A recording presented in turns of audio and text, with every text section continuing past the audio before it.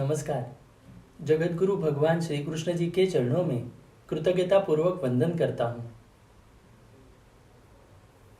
सनातन संस्था एवं हिंदू जनजागृति समिति की ओर से धर्म संवाद के इस विशेष कार्यक्रम में मैं कार्तिक सालुंके आप सभी का हार्दिक स्वागत करता हूँ।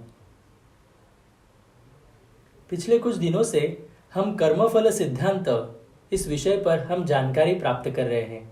इसमें हमने कर्म क्या है, सुख दुख के कारण क्या है, ये हमने जानकर लिए। कर्म फल सिद्धांत एवं पुनर्जन्म सिद्धांत क्या है, ये भी हमने समझ कर लिया। प्रारब्ध हमें किस प्रकार से भुगतना पड़ता है और प्रारब्ध कितना कठिन होता है और उसके लिए केवल नामजप ही करने से यह प्रारब्ध हमें सुसह्य होता है, ये भी हमें सभी को ध्यान में आया होगा। आज भी हम प्रारब्ध भुगतने के लिए क्या ज्योतिष शास्त्र का उपयोग हम कर सकते हैं, इसका मार्गदर्शन ले सकते हैं, ऐसे इस विषय में हम जानकारी लेने वाले हैं। हमारे साथ इस धर्म संवाद में सद्गुरु डॉक्टर चारुदत्त पिंगले जी उपस्थित है। सद्गुरु डॉक्टर चारुदत्त पिंगले जी हिंदू जनजागृति समिति के राष्ट्रीय मार्गदर्शक हैं तथा अध्यात्म के अधिकारी संत हैं। मैं उनका इस कार्यक्रम में हार्दिक स्वागत करता हूं। नमस्कार सद्गुरु डॉक्टर पिंगले जी। नमस्कार कार्तिक जी। हमने ज्योतिष शास्त्र से संबंध में कल जानकारी प्राप्त करवा कर ली थी। आज भी हम इस विषय से संदर्भ में कुछ जानकारी हम उनसे जानकर लेने वाले हैं। सद्गुरु डॉक्टर पिंगले जी, मेरा प्रश्न आपसे ये था कि प्रारब्ध के अनुसार व्याधि का रोग निदान करने में आयुर्वेद तथा ज्योतिष इन दोनों शास्त्रों की सहायता किस प्रकार से होती है, इसके बारे में आप हमारे दर्शकों को बताएं। कार्तिक जी, मुझे ऐसे लगता है कि पहले एखादा कर्म या एखादा जो भोग है, सुख या दुख, वो हमारा प्रारब्ध है या नहीं, ये जानने के क्या साधन हो सकते हैं वो हम पहले समझ लेंगे। एक सर्वसामान्य और मान्यता प्राप्त जो साधन है हमारे पास, वो है कि हमारे जो सानिध्य में कोई जीवन मुक्त या कोई सिद्ध पुरुष है या हमारे जो गुरुजन हैं, तो उनकी कृपा प्राप्त करना, यानी वही हमें संकेत या हमें बता सकते हैं कि आपके जीवन में आप जो भोग भोग रहे हैं वो प्रारब्ध है या नहीं है। परंतु सामान्यतः गुरुजन या सिद्ध पुरुष हमको इस बारे में दिशा देने के बजाय वो हमें साधना करो और आध्यात्मिक उन्नति के मार्ग पर जाओ, यही दिशा दर्शन देते हैं। परंतु जो अन्य व्यक्ति है जिनको ना तो जीवन मुक्त, कोई आध्यात्मिक उन्नति या सिद्ध पुरुष या कोई गुरु की कृपा प्राप्त नहीं है, ऐसे व्यक्ति को अगर कुछ जानने का अगर साधन चाहिए तो उसका एकमात्र जो साधन है वो है फलित ज्योतिष। यानी ज्योतिष शास्त्र में व्यक्ति के जन्म के समय को लेकर, उस समय की ग्रहों की स्थिति, जन्म के समय क्या लग्न है, इसके आधार पर एक जन्म कुंडली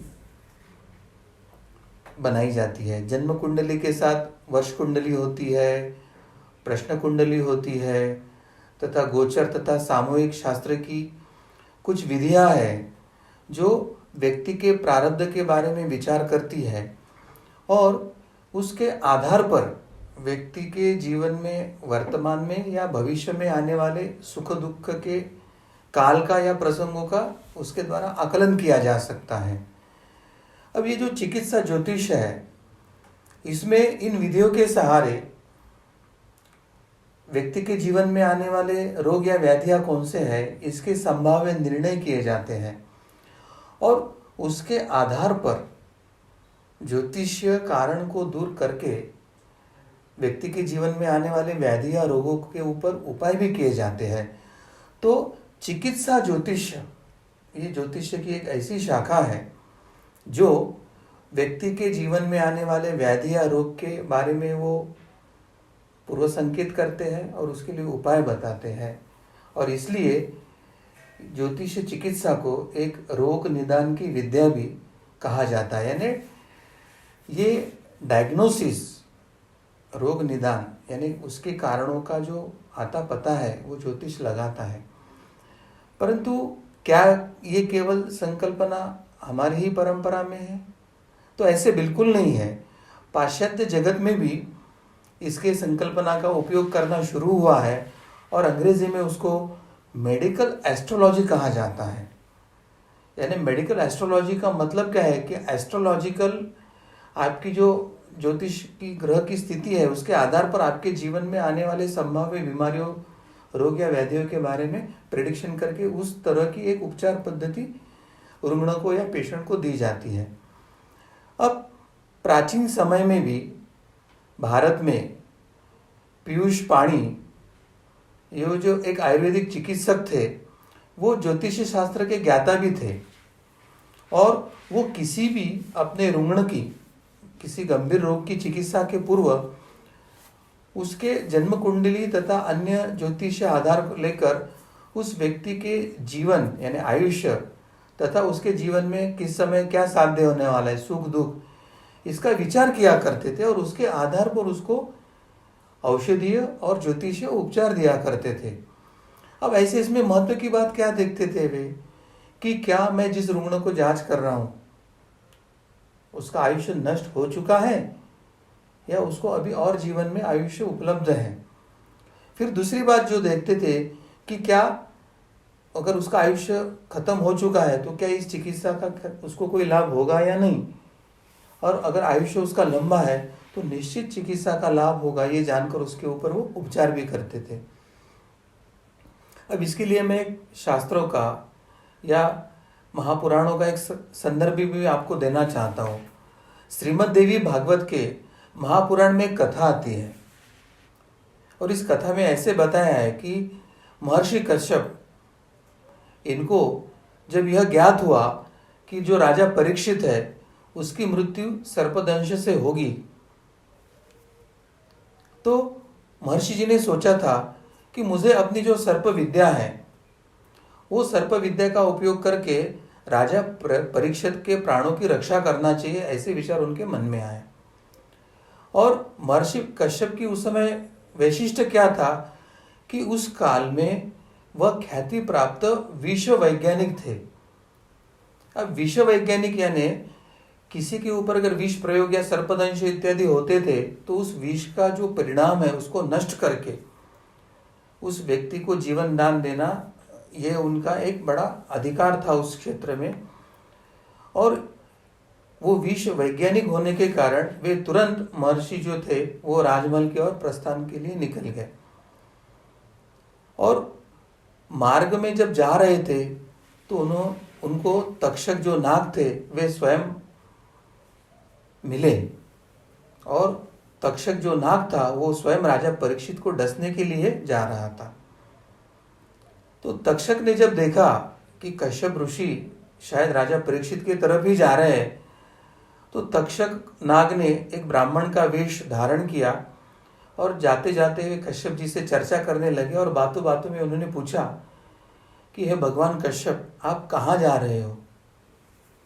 अब ये महत्व की बात मैं यहाँ इसलिए कहना चाहता हूँ कि उन्होंने कश्यप ऋषि को भगवान कहा है, यानी उनकी साधना और अधिकार इतना बड़ा था कि वो साक्षात भगवान स्वरूप थे और वो जिनके ऊपर उपचार करते थे तो उनको जीवन दान मिलना ही था। और ये जो तक्षक नाग थे वे भी कश्यप ऋषि का अधिकार जानते थे। और जब ब्राह्मण वेश वाले तक्षक नाग ने यह प्रश्न महर्षि कश्यप जी को किया तो कश्यप जी ने उत्तर दिया कि मुझे ऐसे ज्ञात हुआ है कि राजा परीक्षित की मृत्यु जो है वो तक्षक नाग के दंश से होनी है, तो मैं अपने अगत प्रयोग यानी विष विज्ञान का जो शास्त्र है उसका प्रयोग करके राजा के शरीर को विष रहित कर दूंगा और जिससे मुझे भी धन और यश की प्राप्ति होगी और राजा का भी प्राण बच जाएगा। अब तक्षक ने अपना ब्राह्मण वेश का जो छद्म वेश उसने धारण किया था उसको वो त्याग करके वे वास्तविक रूप में प्रकट होते हैं और फिर कश्यप ऋषि से कहते हैं कि मैं ही तक्षक नाग हूँ और मैं आपके ये जो विष उतारने का जो आपका अधिकार है, शास्त्र है, उसकी परीक्षा करना चाहता हूँ। और बाजू वाले एक हरे भरे वृक्ष की तरफ हाथ दिखाकर तक्षक महर्षि कश्यप जी से कहते हैं कि मैं इस हरे भरे वृक्ष को अभी दंश करूंगा और मेरे विष का प्रयोग करूंगा। परंतु हे महर्षि, आप अपनी पास जो विद्या है वो विद्या का प्रयोग करके मुझे दिखाइए कि आपका इस क्षेत्र में अधिकार क्या है। और तक्षक ने उस वृक्ष को दंश कर लिया, विष वो वृक्ष में फैल गया और वो जो वृक्ष था वो हरा भरा वृक्ष एक कृष्ण वर्ण यानी काला पड़ गया और शुष्क यानी वो जल गया, शुष्क हो गया। इस तरह का उसका रूप उस समय निर्माण हो गया। यानी विष में जो अग्नि था, दाह था, उसके कारण हरा भरा वृक्ष जलकर शुष्क हो गया था। और जब ये महर्षि कश्यप जी ने देखा तो उन्होंने अपने अगत प्रयोग से उस वृक्ष में जो विष का जो परिणाम हुआ था वो पूरा नष्ट करके उस वृक्ष को पूर्ववत हरा भरा करके तक्षक को दिखाया। तो महर्षि कश्यप जी का ये अधिकार देख के तक्षक के मन में थोड़ी सी निराशा आई, परंतु फिर भी अपने आप को सावधान रखते हुए तक्षक ने फिर से महर्षि कश्यप जी को एक निवेदन किया और उनको एक प्रश्न पूछा कि आपका उपचार फलदायी तभी होगा जब परीक्षित राजा का आयुष्य शेष हो। अगर उसका आयुष्य खत्म ही होने आ रहा है तो मुझे लगता है कि आपके इस प्रयोग का फल आपको नहीं मिलेगा।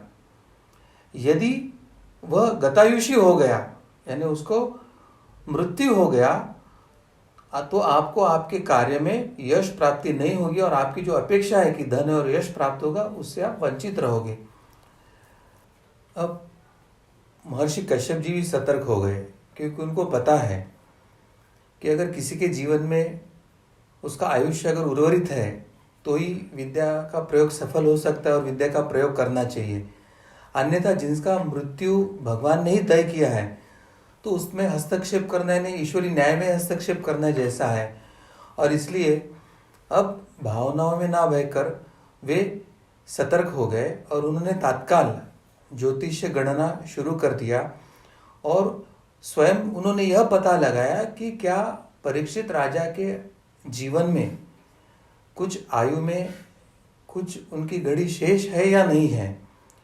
और जब उन्होंने यह जान लिया कि परीक्षित राजा के जीवन में अब कोई आयुष्य उर्वरित नहीं है, उनकी जीवन की घड़ी समाप्त होने के लिए आ गई है, तो अब उन्होंने परीक्षित राजा को सहायता को जाने का विचार त्याग दिया और उसी स्थान से वे अपने आश्रम के लिए लौट गए। यानी वो तक्षक नाग को भी कितना शास्त्र पता था और महर्षि कश्यप भी कितने बड़े अधिकारी थे और ईश्वर के न्याय में वो हस्तक्षेप नहीं करना चाहते थे। ये दोनों बातें हमको इस कथा महापुराण के माध्यम से हमें जो धर्म सिखाना चाहता है वो हमें सीखनी चाहिए। अब तक्षक ये जो सबसे जहरीला विष है और जो तक्षक नाग है जो ये सबसे जहरीले विष को धारण करता है, तो तक्षक के विष को संस्कृत में तक्षकीन कहते हैं। तक्षकीन यानी ये इस ब्रह्मांड का सबसे विषारी वो विष है। और अगर हम शब्दों की व्युत्पत्ति देखते हैं और अंग्रेज में विष के लिए क्या शब्द प्रयोग किया जाता है वो अगर हम समझ लेते हैं तो अंग्रेज विष को टॉक्सिन ऐसा कहते हैं। अब ये जो टॉक्सिन शब्द है ये तक्षकीन ये संस्कृत शब्द से ही व्युत्पत्ति प्राप्त है और तक्षकीन ये तक्षक से यानी हमारी सनातन परंपरा से जुड़ी हुई बातों को है। तो बहुत सी बातों में हमको ये संदर्भ मिलेगा कि अंग्रेजों ने हमारे संस्कृत श्लोकों से, पुराणों से, हमारे शास्त्रों से कुछ बातें लेके उनको सम शब्दों को अंग्रेजी में परिभाषित करके उन्होंने वो अपने नाम पर जो कुछ संशोधन या विज्ञान को अपने नाम पर जो छापा है वो अधिकतम हमारे सनातन धर्म के शास्त्र से ही चुराया हुआ है। यह हमें समझने की आवश्यकता है। तो इस तरह से यह पुराणों की जो अनेक घटनाओं का वर्णन है वो हमारे दैनंदिन जीवनों के लिए कितनी दिशा दर्शक होती है, उसका सार क्या है, उसका बोध क्या है, हमें सीखना क्या है, यह जानकर हम आध्यात्मिक अधिकारी व्यक्तियों से पुराणों को समझने का प्रयास करते हैं। हमारे धर्मशास्त्रों को, हमारे धर्म परंपराओं जो ऋषि मुनियों की जो कथाएं हैं, गुरु शिष्य परंपराओं की जो कथा है वो समझने का अगर हम प्रयास करते हैं तो हम सही बोध लेकर हमारे धर्म को समझने की स्थिति में आते हैं। अब आगे का जो सूत्र हमको अभ्यास करना है, तो उसमें क्या है कि इस घटना से हमें क्या ज्ञात होता है कि प्राचीन काल में भी वैद्य जो है अपने रुग्ण के रोगों का निदान और उसके ऊपर जो उपचार करना है उसका साध्य क्या है या क्या वो असाध्य है, उनकी व्याधि जो है वो असाध्य है, ये जानने के लिए कदम कदम पर पद पद पर वो ज्योतिष शास्त्र की सहायता लेते थे। और इसलिए हमारा जो योग रत्नाकर यह जो ग्रंथ है उसमें स्पष्टता से कहा है, औषधम मंगलम मंत्रो हयन्याश्च विविधा क्रिया यस्या युस्तस्य सिद्धंति न सिद्धंति गतायुषि। अर्थात इस श्लोक में ये योग रत्नाकर यही कह रहा है कि चाहे औषध हो, अनुष्ठान हो, मंत्र, यंत्र, तंत्र इत्यादि सभी जो बातें हैं वो रोगी के लिए तभी सिद्ध हो सकती है जब उसके जीवन में कुछ आयु शेष हो, और जिसकी जीवन में अब आयु शेष ही नहीं है और ईश्वर की इच्छा से जिसका अब आयुष्य खत्म होकर मृत्यु आना तय है, उसके लिए इन क्रियाओं में से कोई सफल होने की आशा नहीं की जा सकती है। यानी कितनी बड़ी जो बात, एक आध्यात्मिक रहस्य की बात योग रत्नाकर हमें सिखा रहा है, वो हमें यहाँ समझने की आवश्यकता है। परंतु यद्यपि रोगी तथा रोग ये दोनों को देखकर परख कर रोग की साध्यता या असाध्यता या आसन्न मृत्यु इत्यादि ज्ञान के हेतु हमें चरक संहिता, सुश्रुत संहिता, भेल संहिता, अष्टांग संग्रह, अष्टांग हृदय, चक्रदत्त, शारंगधर, भाव प्रकाश, माधव निदान, योग रत्नाकर तथा कश्यप संहिता आदि आयुर्वेदीय ग्रंथों में हमें अनेक सूत्र दिशा दर्शन के लिए दिए हैं।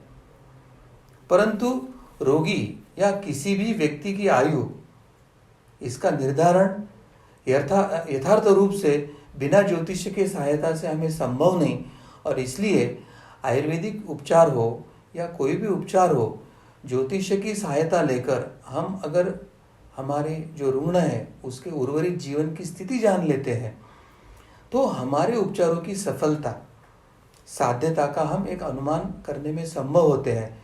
परंतु ये सब बातें रुग्णों को बताना आवश्यक नहीं होती है, मगर इसका एक महत्व का जो एक नियम होता है कि कोई भी आयुर्वेदाचार्य किसी के रुग्ण के जीवन में अगर उसकी आयु उर्वरित नहीं है तो वो रुग्ण को बताते नहीं और वो उपचार रोकते भी नहीं। वैसे उनके यथाशक्ति वो उपचार करके रुग्ण को आश्वस्त करने का प्रयास जरूर करते हैं। तो यह भी हमें ध्यान में रखने की आवश्यकता है। जी सदगुरु डॉक्टर पिंगले जी, यदि हमें पता चलता है कि हमें कुछ व्याधि होने वाली है या तो हम ज्योतिष के पास जाकर उसके बारे में मार्गदर्शन लेते हैं और उस पीड़ा को टालने के लिए हमें जो ज्योतिष में उपाय बताए गए तो उस अनुसार हम उपाय करते हैं, तो इसका क्या लाभ होता है हमें, तो उसके बारे में भी आप हमें बताएं।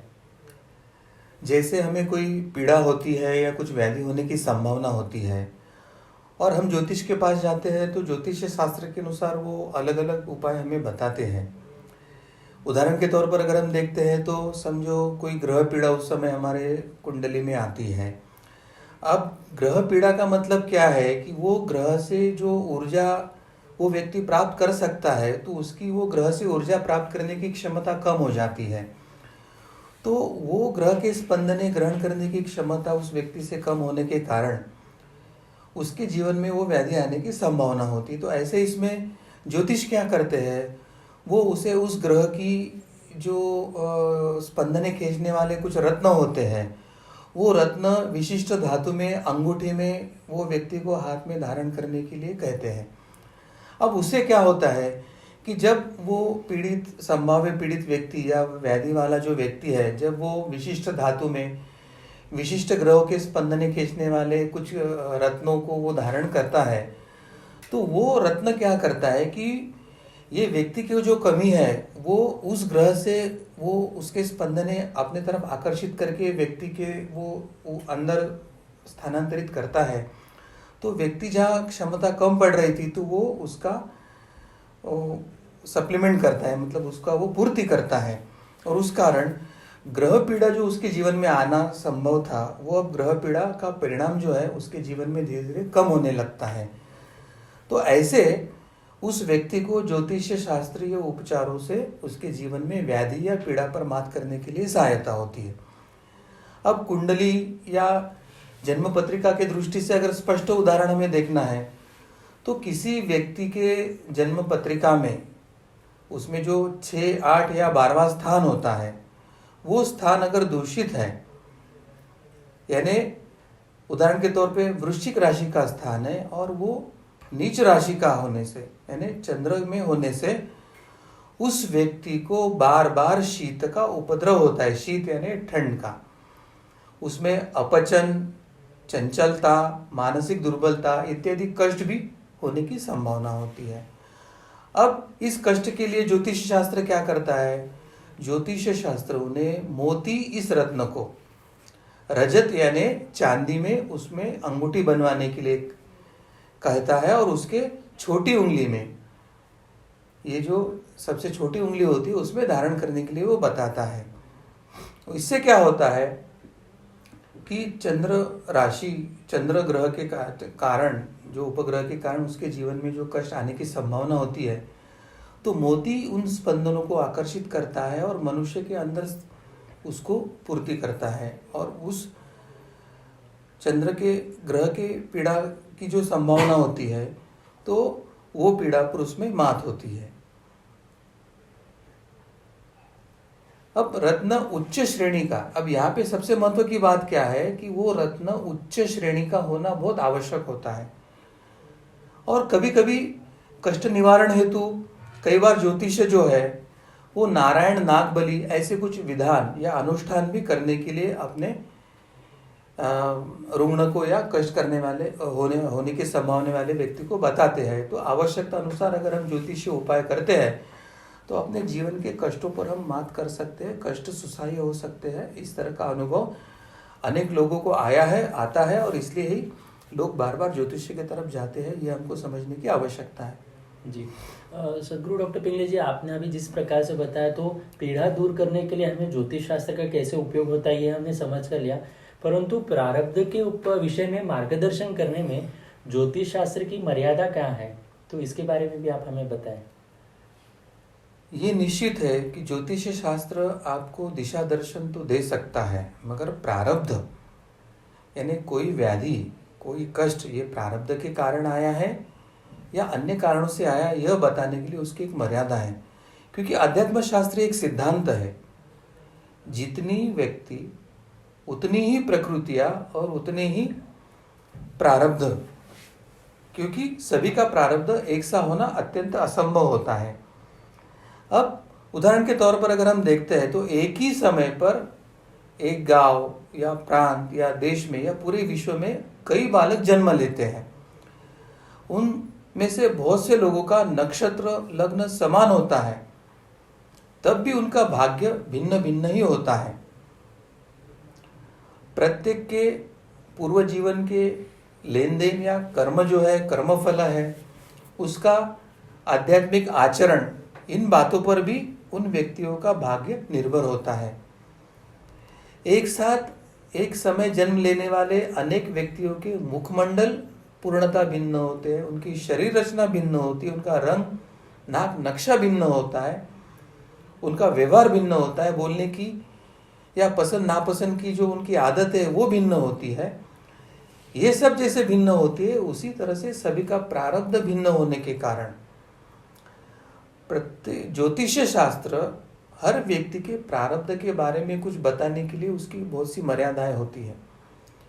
और इसके साथ हर व्यक्ति का क्रियामान कर्म वो भी भिन्न होने के कारण ज्योतिष शास्त्र पर अनुमान पूर्णता सत्य होना असंभव होता है। और इसलिए ज्योतिष शास्त्रों को, संकेत को जानकर अपने जीवन में आने वाला इष्ट और अनिष्ट यानी पाप के फल भोगने का काल और पुण्य के फल भोगने का काल जानकर योग्य उपाय करते हुए मनुष्य को साधना ही करते रहना चाहिए। ये सबसे बड़ा बात समझकर अगर हम अपने कर्म करते हैं तो हमारे जीवन में दुख निवृत्ति, कष्ट निवृत्ति सहज संभव है, ऐसे मुझे लगता है। सदगुरु डॉक्टर पिंगले जी, आपने अभी जैसे बताया तो ज्योतिष शास्त्र की मर्यादा क्या है ये हम सभी को ध्यान में आई। तो मेरा प्रश्न आपसे यही था कि प्रारब्ध पर विजय प्राप्त करने के लिए क्या कोई मार्ग है?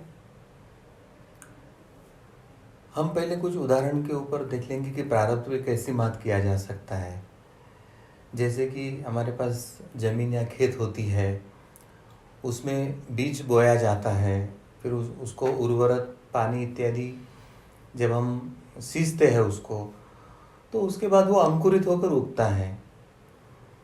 और आरंभ में ये छोटा सा अंकुर होता है, वो बाद में पौधा बनता है, कालांतर में वृक्ष बनता है, एवं यथा काल वो फल भी देना शुरू करता है। अब ये होगी एक सामान्य बीज की एक वृक्ष बनकर फल देने की प्रक्रिया, हमने अभी समझ लिया। अब इसमें थोड़ा बदलाव करते हैं। अगर हमने उसी बीज को जो हमको बोना है उसको अगर पहले हम अग्नि में पहले भूनते हैं और फिर उसको अगर हम बोते हैं, हम उसको उर्वरक तथा पानी इत्यादि सींचते हैं, तो हमें क्या परिणाम मिलता है? अब बीज वही है, परंतु भूनने के बाद वो बीज में जो अंकुरण की क्षमता है वो नष्ट होने के कारण अब ना तो वो बीज अंकुरित होता है, ना तो पौधा बनता है, ना तो वृक्ष बनता है, ना तो फल देता है। अब इसी तरह से हम हमारे प्रारब्ध या भाग्य के संदर्भ में चिंतन करेंगे। यानी हमने जो कुछ अच्छे बुरे कर्म किए हैं वो कर्म हमारे संस्कार के रूप में होते हैं। हमारे ये जो संचित कर्म होते हैं वो तो पूर्णतः बीज स्वरूप में होते हैं, और प्रारब्ध कर्म जो है उसमें के कुछ संस्कार हमारे जागृत और एक्टिव होते हैं जिसका फल हम भोग रहे हैं, और अन्य जो संस्कार होते हैं वो फिर भी हमारे चित्त में बीज के स्वरूप में ही होते हैं। और उसका जब अनुकूल समय आता है भोग भोगने का, कष्ट भोगने का या पुण्य भोगने का समय आता है, उस समय वो अंकुरित होते हैं और हमें सुख दुख प्राप्त होता है।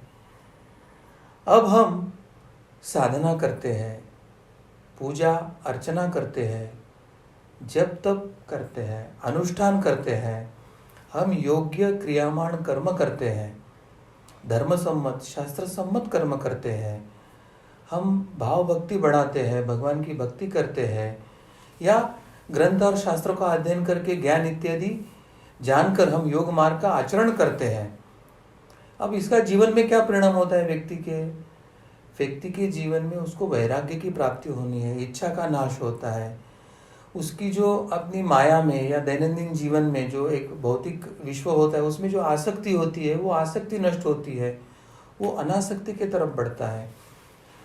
अब एक प्रकार से वो उचित साधना करता है, और उचित साधना करने से जो उसके तप से जो अग्नि या तेज निर्माण होता है, अग्नि यानी तेज, हम कहते हैं ना कितना तेज पुंज चेहरा लगता है, कितना तेज है व्यक्ति में।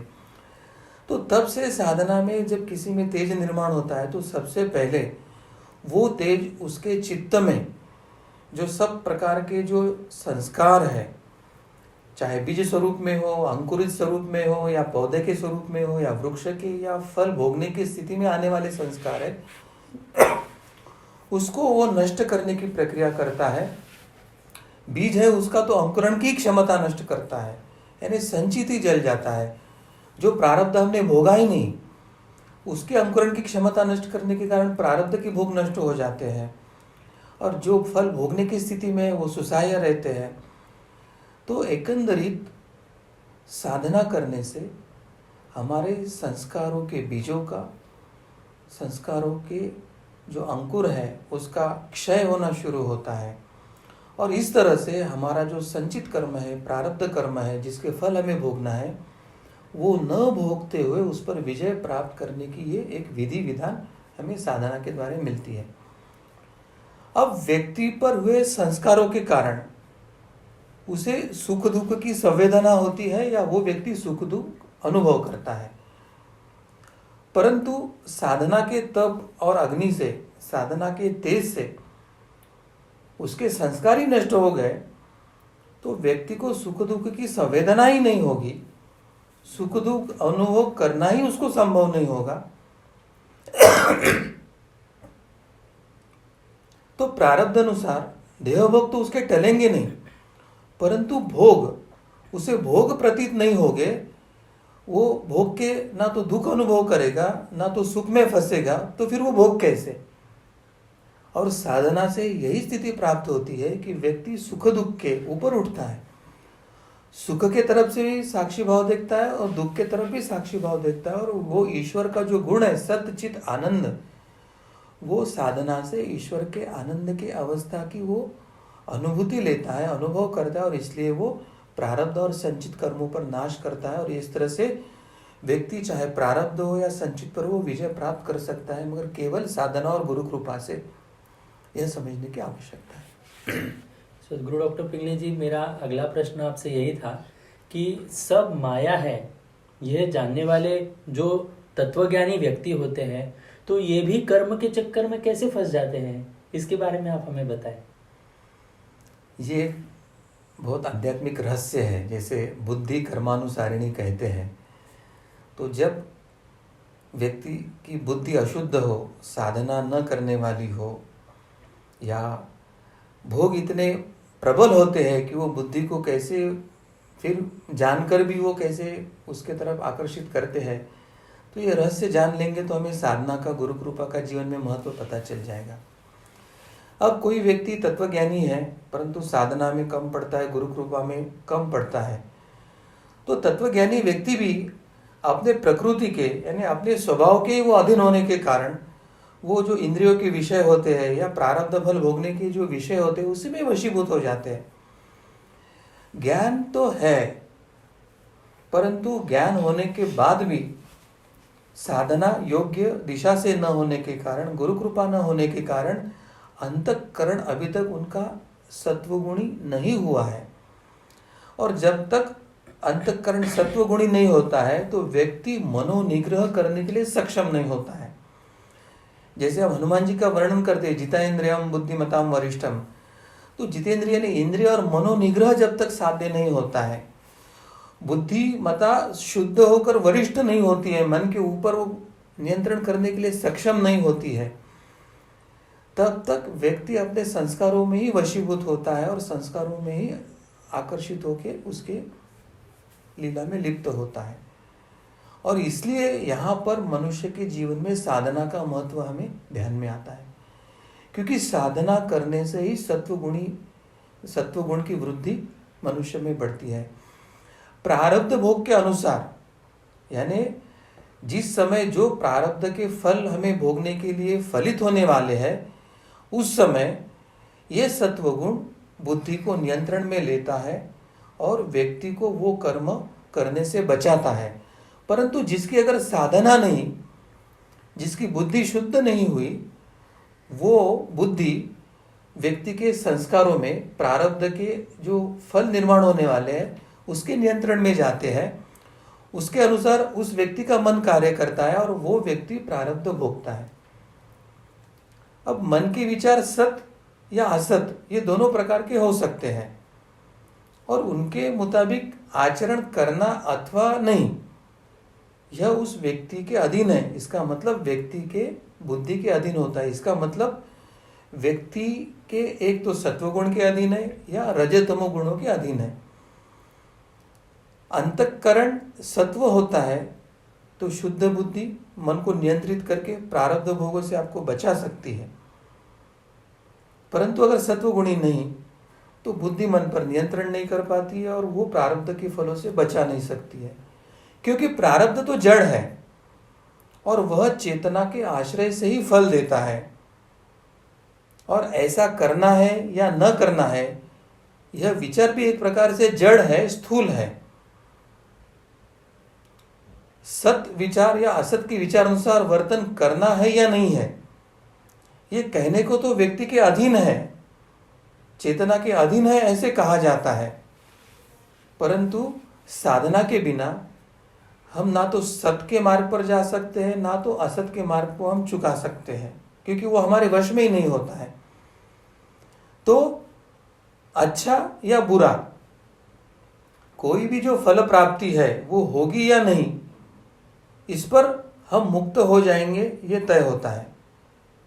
और साधना के कारण जब हम करना है या नहीं करना है तो क्यों करना है, नहीं करना है तो क्यों नहीं करना है, ये जानकर जब शुद्ध बुद्धि मन को नियंत्रित करके कर्म करती है, उस समय व्यक्ति वो साम्यावस्था को प्राप्त करता है। ये कब होता है? मनुष्य में जैसे जैसे सत्व प्रधान वृत्ति बढ़ती है, वैसे वैसे वो असत के विचारों से अपने आप दूर जाना शुरू करता है। जैसे वो असत के विचारों से दूर जाना शुरू करता है, तो प्रारब्ध उसके लिए अनुकूल होते जाता है। इसका मतलब क्या है? तो सत्व गुण प्राप्त करने के कारण सद्बुद्धि प्राप्त होती है। सद्बुद्धि प्राप्त होने के कारण वो अच्छा बुरा इन सब का वो निर्णय ले पाता है, और उससे वो मात करके वो साधना करके आत्मानुभव यानी आत्म दर्शन की तरफ उसका प्रवास होता है। और ऐसा जब होता है तो उसके जो सभी प्रारब्ध है, चाहे आदि दैविक हो आदि आध्यात्मिक हो, वो सब नष्ट होने की प्रक्रिया उसमें साध्य हो जाती है। वो व्यक्ति जीवित अवस्था में देह में रखता है, तब तक उसके मन में मैं सुखी हूँ या ये दुखी हूँ, ये जो सर्वसामान्य व्यक्ति के मन में जो विचार आते हैं, वो विचार अब उसके जीवन में आते ही नहीं, इसलिए उसे सुख दुख का अनुभव ही नहीं होता और वो आनंद अवस्था ही प्राप्त करता है। और इस अवस्था को आध्यात्मिक परिप्रेक्ष्य में क्या कहते हैं? इस अवस्था को आध्यात्मिक परिप्रेक्ष्य में प्राप्त पुरुष या जीवन मुक्त पुरुष या विदेही पुरुष या जिसने मोक्ष प्राप्त किया है, ऐसे एक आध्यात्मिक अधिकारी व्यक्ति, ये सभी एक अर्थ से ही हम उसको संबोध कर सकते हैं। तो इस तरह से ये प्रारब्ध के मात करने की लीला हमारे जीवन में आती है। सदगुरु डॉक्टर पिंगले जी, आपने अभी जिस प्रकार से हमें बताया, तो मन में एक प्रश्न आया कि जिनकी साधना अच्छी चल रही है उनके जीवन में भी अनेक कष्ट प्रारब्ध के कारण आते हैं, पर उन पर उस प्रारब्ध का परिणाम नहीं दिखता है, तो इसका क्या कारण है? इसके बारे में भी आप हमें बताएं। सामान्यतः प्रारब्ध या जो भोग आते हैं, चाहे सुख या दुख या जो भी कोई जीवन में घटना होती है, तो व्यक्ति के जीवन पर क्या परिणाम होता है? जब कोई घटना घटित होती है तो व्यक्ति के मन में एक भावनात्मक प्रतिक्रिया निर्माण होती है। उसके संदर्भ में एक तो व्यक्ति को अगर पुण्य का फल है तो सुख निर्माण होगा, या पाप का फल भोगने की स्थिति है तो उसमें दुख प्रतीत होगा। इस तरह के दो प्रकार के भावनात्मक प्रतिक्रिया व्यक्ति के मन में निर्माण होते हैं। अब साधना से क्या होता है? साधना से धीरे धीरे मन का लय, मनोलय, यानी जैसे जैसे साधना के तेज से व्यक्ति के जीवन के संस्कार नष्ट होते हैं, नष्ट होने की प्रक्रिया शुरू होती है, दिव्य गुणों की जो ईश्वरी गुणों की वृद्धि शुरू होती है, तो मन नष्ट होने की प्रक्रिया होने के कारण वो मन में कोई प्रतिक्रिया ही निर्माण नहीं होती है। इसका क्या अर्थ हुआ कि व्यक्ति के प्रारब्ध के कारण, चाहे पुण्य हो या पाप हो, फलीभूत हुआ, परंतु व्यक्ति को उसके जीवन में ना तो सुख अनुभव हुआ ना तो दुख अनुभव हुआ, ऐसी स्थिति उसकी होती है। इसी को साक्षी भाव भी कहते हैं। और उसके आगे जाकर व्यक्ति जब आनंद स्वरूप ईश्वर से एकरूप होता है तो आनंद स्वरूप हो जाता है। तो ये सुख और दुख, इसके तरफ देखने की जब समदृष्टि होती है, ये व्यक्ति के जीवन में साक्षी भाव निर्माण होता है, वो साधना का ही फल होता है। साधना से क्या होता है? व्यक्ति के मन में एक जो मैंपन होता है, मैं मेरा मेरा, या उसको हम कर्तापन कहते हैं, या व्यवहारिक भाषा में जिसको हम अहंकार कहते हैं, तो वही जब समाप्त हो जाता है तो व्यक्ति को सुख दुख का अनुभव ही नहीं होता है। यही प्रत्यक्ष उसका परिणाम होता है। और वो उसके परे, यानी सुख दुख के परे क्या होता है? आनंद, जो ईश्वर के गुण है, सत चित आनंद, उस आनंद स्वरूप की ही वो अनुभूति लेते हैं। और साधना करने से तीसरा जो परिणाम होता है कि व्यक्ति निरंतर वर्तमान काल में रहने को सीखता है। अब वर्तमान काल में होने के कारण उसको भूतकाल के किसी घटना के कोई विचार नहीं आते हैं, या भविष्य में क्या होगा इसकी चिंता या उसके कोई विचार उसके मन में नहीं रहते हैं। और जब भूत और भविष्य का विचार ही मन में नहीं रहता है तो एक तरह से वो व्यक्ति प्रारब्ध के परे, अपने संचित कर्मों के परे निकल जाता है। उसके कारण प्रसंग तो घटता है मगर वो उसका ना तो सुख दुख अनुभव करता है और वो केवल आनंद ही अनुभव करता है। ऐसी लीला उसके जीवन में चलते रहती है कार्तिक जी। जी, सो गुरु डॉक्टर पिंग जी, पर जो साधक रहते हैं तो विविध साधना मार्ग से वो अपनी साधना करते रहते हैं। तो इस प्रकार से जो अनेक मार्ग के अनुसार साधना करने वाले हैं तो वो अपने प्रारब्ध को किस दृष्टि से देखते हैं, इसके बारे में आप हमें बताएं। ये तो निश्चित है कि विविध साधना मार्ग में विविध प्रकार की एक दृष्टि वो साधक के मन में निर्माण होती है और वो दृष्टि के कारण सुख दुख के तरफ देखने की जो उनकी दृष्टि होती है, वो साक्षी भाव होती है, उसका माध्यम वो अलग होता है। अब उदाहरण के तौर में हम कर्मयोग का देखेंगे। कर्मयोग में क्या होता है, कर्मयोगी जो होता है वो प्रारब्ध का स्वागत ही करता है। स्वागत यानी क्या है कि उसको ये ज्ञात रहता है कि मेरे पूर्व कुछ कर्मों का जो फल है वो चाहे मैं सुख या दुख के स्वरूप में भोग रहा हूँ, तो अब वो क्या करता है, सुख दुख से हर्षित या दुखी होने के बजाय उसका स्वागत करता है कि भाई मेरे पूर्व कर्मों की आप फल देकर वो कर्मों को ही नष्ट कर रहे, तो स्वागत के स्थिति में रहता है और प्रारब्ध भोगना यह साधना है करके वो समझ लेता है, इसलिए उसके तरफ वो आनंद से ही देखता है। और जो क्रियामान कर्म करना है वो ईश्वर को, धर्म को, शास्त्रों को अपेक्षित ऐसा करने के कारण नए सुख दुख प्रारब्ध निर्माण नहीं होते और इसलिए वो अपने जीवन में प्रारब्ध और संचित पर मात करता है। ये कर्मयोग के हिसाब से हो गया। अब कर्मयोग की स्थिति ज्ञान योगी के जीवन में नहीं रहती और भक्ति योग या अन्य योगों के में नहीं रहती है, तो ज्ञान योगी किस तरह से मात करता है वो अभी समझ लेंगे। अब ज्ञान योग में क्या होता है, ज्ञान योगी उसकी जो जागृति, स्वप्न, सुषुप्ति या तुर्या, ये जो अवस्था होती है उसमें तुर्या अवस्था में वो होता है। अब जब तुर्या अवस्था में वो शरीर मन बुद्धि इसके ऊपर ही उठा हुआ है और वो चतुर्थ अवस्था में होता है, तो शरीर मन या बुद्धि से उसका कोई व्यवहार ही नहीं हो रहा है, तो उसके लिए अब प्रारब्ध नाम का कोई प्रश्न उसके जीवन में नहीं रहता है।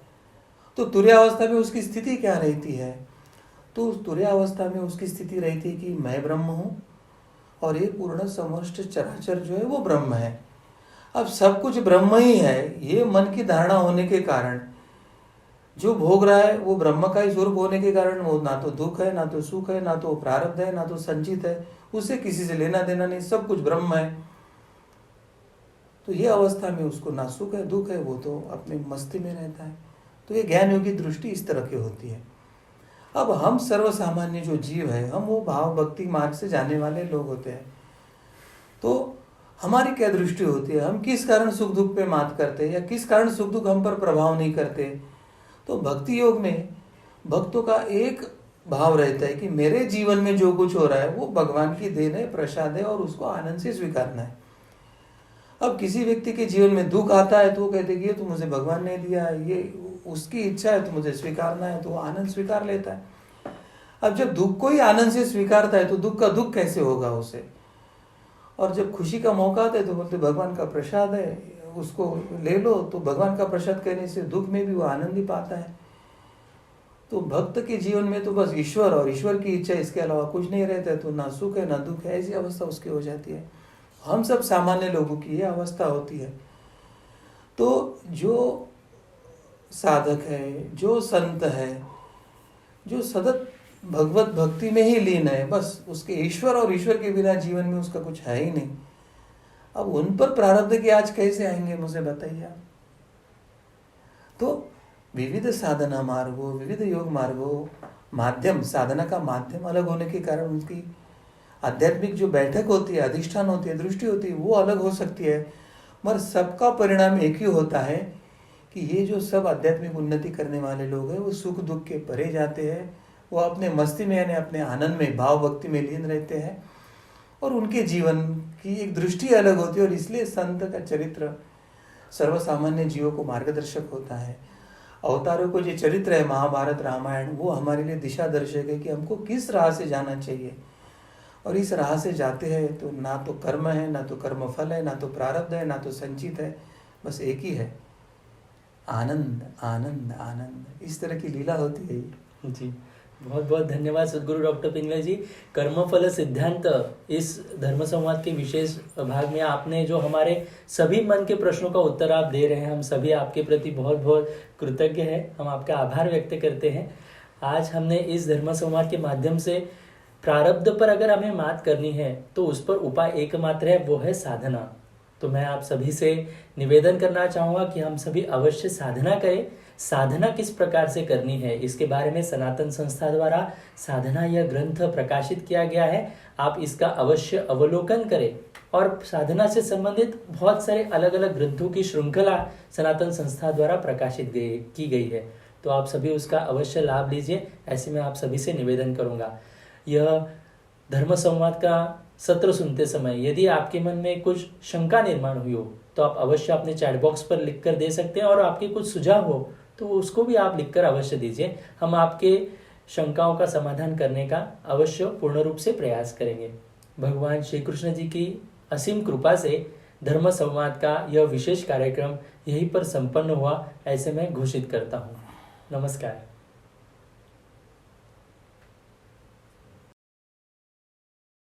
कर्म का लेखा होता सही, वो लिखने वाला झूठा नहीं। कर्म का लेखा होता सही,